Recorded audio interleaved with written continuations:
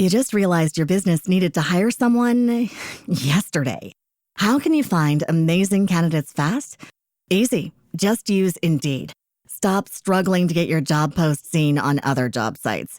With Indeed sponsored jobs, your post jumps to the top of the page for your relevant candidates, so you can reach the people you want faster.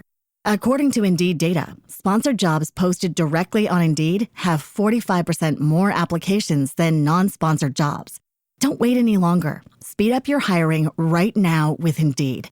And listeners of this show will get a $75 sponsored job credit to get your jobs more visibility at Indeed.com/kidsandfamily. Just go to Indeed.com/kidsandfamily right now and support our show by saying you heard about Indeed on this podcast. Terms and conditions apply. Hiring? Indeed is all you need. You know those mysteries, right? Where you're totally hooked, trying to figure out who did it. Yeah, the classic setup, the suspense, the clues. Exactly. But what if the biggest reveal isn't who, but really why they did it? And how that why changes everything. Yeah, how it unlocks something bigger, maybe for a whole community. It's a cool idea, isn't it? That digging deeper matters more than just, pointing fingers. Anyway, welcome to the deep dive. Glad to be diving in. Today we're looking at just one source, but it's a really delightful one. It's a story called The Mystery of the Midnight Mango. Sounds intriguing already. Midnight Mango. It is.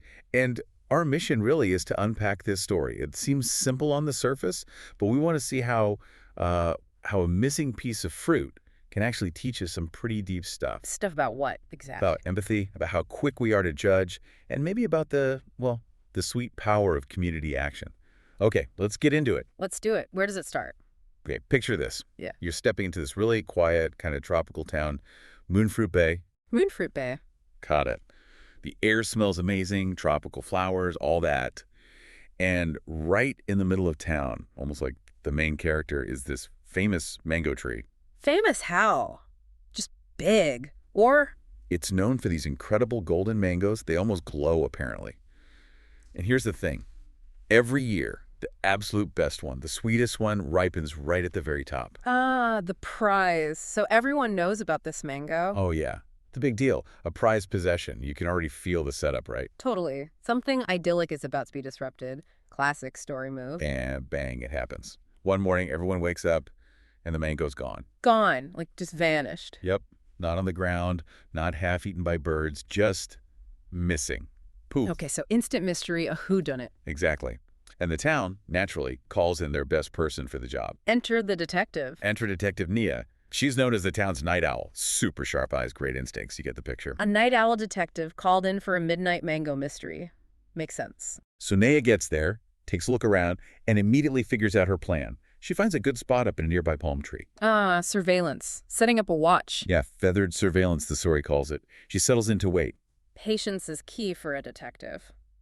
Especially a night owl one. And her patience pays off. Yeah. Big time. The story says she waits, watches, until precisely midnight. Midnight, of course. And then she hears it. Just a little rustle in the leaves of the mango tree. A moment of truth. Yeah. And this rustle, it signals our mystery figure. Nia sees someone or something small, really quick. Small and quick. Okay. And wearing this weirdly specific thing, a coconut shell hat. A coconut shell hat. Okay, that's memorable. Totally. This little figure just zips up the tree, grabs the glowing mango, and vanishes back into the night. Like a little shadow. Wow, so a proper heist.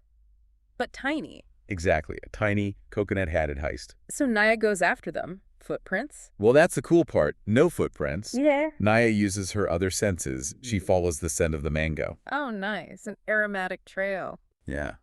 This sweet smell leads her right through Moonfruit Bay, past a place called Pineapple Pier. Pineapple Pier, okay. And deeper, into this area called the Mango Marsh. Mango Marsh sounds damp. Probably. And when she gets there, finds the source of the scent. It's not what you'd expect. Not the thief gloating over their prize. Not at all. She finds this tiny flying fox. His name's Milo. A flying fox, so not a person. Nope. And he's not eating the mango either. He's stirring it into a little pot, making jam. Jam at midnight. Yeah. In the marsh. With the town's prize mango. I know, right? It completely flips the script. Okay, so why? Why the jam? Why that mango? Well, the moment Milo sees Nia, you can tell he feels bad. This story says his ears drooped. Ugh, instant remorse. Yeah. And he explains, he says, grandmother, she's been really sick apparently, Yeah. and she misses the taste of home, like, deeply. Okay. I see where this might be going. And Milo, bless him, he got it into his head that only this mango, the super special, sweetest one, was good enough. It was the only thing that could maybe make her smile again. Wow. Okay, that's not criminal intent, is it? That's desperation born of love, almost. Exactly. And this is where Naya's reaction is so fascinating. Right, the detective. What does she do? Arrest the flying fox for grand theft mango. You'd think, maybe, but no. Her sharp detective eyes, they just soften. The story makes a point of this. She sees the why. She totally sees the why. Instead of scolding him or, hauling him off, she shows this incredible understanding. That's a powerful moment. It makes you think, doesn't it? How often do we see an action and just judge it instantly? All the time, without knowing the story behind it, the motivation. Yeah, we assume the worst or just apply the rule without digging into the why. How many problems are just misunderstood needs? It's a really good question. And Naya's response here is just Yeah. brilliant. She doesn't punish Milo. She does something completely different. Okay, what? She slides back to the village, leaves Milo there for a minute. Right. To report the jam situation. Not exactly. She comes back, but she's not empty-handed. She's got a basket, and it's full, absolutely overflowing, with other ripe mangoes From where? from the townsfolk.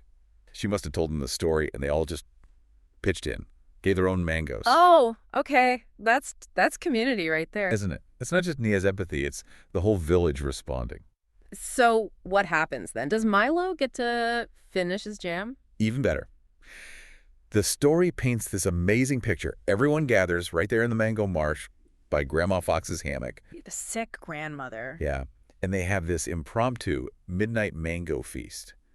Sharing slices, laughing, sticky hands under the stars. Oh, that's lovely. From a theft to a feast. Totally transformed. What started as this minor crime becomes this huge moment of connection. And does it last? Does this change anything long-term for Moonfruit Bay? It absolutely does. It fundamentally shifts something in the town. From that night on, they start a new tradition. Oh, yeah. Every year, they deliberately set aside one special mango. They call it the community mango. A community mango. I like that. What's it for? It's for anyone in the village who might need it. Anyone who needs a bit of extra sunshine, a bit of sweetness in their life. That's incredible. So the lesson learned from Milo and his grandma, it became embedded in their culture. Exactly. It wasn't just a one-off feel-good moment. It led to real, lasting, positive change. A system of kindness, almost. Turning a crisis or a perceived crisis into compassion. That's powerful stuff from a simple story about a mango. Right. It seems like just a little kid's fable, maybe, but when you unpack it, wow, there's a lot there. Yeah, definitely. So what are the big takeaways we should be thinking about? Well, the first one seems pretty clear, right? Yeah. It's that whole listening before judging thing. Nia could have just seen a thief. Right. Applied the law, case closed, Yep. Punish the offender. But she didn't. She paused. She listened to Milo's story, his why. And that changed everything. It wasn't just about being nice either. It was practical. It led to a better outcome. Yeah, it's a demonstration, really, isn't it? Shifting from that immediate punitive reaction to trying to understand the motive first. How many real-world conflicts, big or small, could be softened if we did that more? I know. Probably a lot. And that leads to the second point, I think. How empathy can turn what looks like a conflict. Like Milo versus the town, initially. Yeah, into a connection. Suddenly, Milo isn't the other, the criminal. He's a grandson doing something out of love, albeit misguidedly. Seeing the shared humanity instead of just the infraction, his motivation was actually quite relatable, even beautiful in a way. Totally. It just breaks down that us versus them wall that goes up so fast. And then there's the community response, the sheer power of sharing. Oh, absolutely. The villagers didn't have to give up their mangoes. They chose to. And that act of collective generosity, it didn't just solve the immediate problem for Milo and his grandma, it actually strengthened the whole community. Yeah, it created that positive ripple effect, leading to the community mango tradition. It shows that community strength isn't always about rigid rules. Sometimes it's about flexible compassion. Well said. Flexible compassion. So I guess the overall sweetness, the core lesson, is that sometimes what looks like a problem or a mystery, or even someone doing something wrong, is actually an opportunity, a chance to dig a bit deeper, understand someone's situation, and maybe help. And in doing so, make everything just a little bit better, a little sweeter for everyone involved. Exactly. Make the whole community sweeter. So, wrapping this up then, What does this story, this mystery of the midnight mango, really leave us with? Well, I think this deep dive shows that even really simple stories, fables maybe, can hold some surprisingly complex truth about us, about how we interact. Yeah, it's a reminder that things aren't always what they seem on the surface. That what looks like a transgression might just be, well, a poorly expressed need. Right. An opportunity for empathy, maybe even for the community to grow stronger by responding with kindness instead of just rules.